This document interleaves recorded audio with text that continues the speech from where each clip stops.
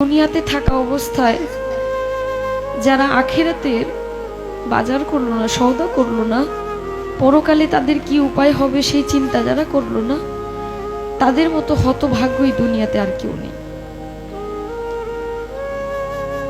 আজরাইল কিন্তু ঘুষ নেয় না। আমি অনেক টাকা গান করতে করতে অনেক টাকার মালিক, বাড়ি গাড়ি সবই আছে, যদি বলি যে আপাতত আমার গাড়িটা নিয়ে যান, আমাকে কয়েকটা দিন সময় দেন, মানবে? কারো কথা মানবে? মানবে না। মৃত্যুর কথা যে মানুষ দিনে 5 বার স্মরণ করে, সে কোনো ভুল কাজ করতে পারে না। একবার স্মরণ করে দেখেন, আপনি মরে গেলে আপনার সঙ্গে কে যাবে? আপনি মরে যাওয়ার সঙ্গে সঙ্গে সকল কিছু ভাগাভাগি হয়ে যাবে।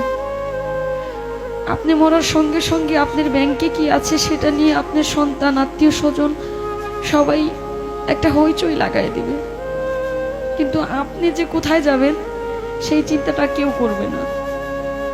মৃত্যুর কথা যখন স্মরণ হয়, নিজের কাছে খুব অপরাধী মনে হয় যে আজরাইলের সামনে কি জবাব দেব, কি বলবো, সেদিন কি বলার আছে আমার।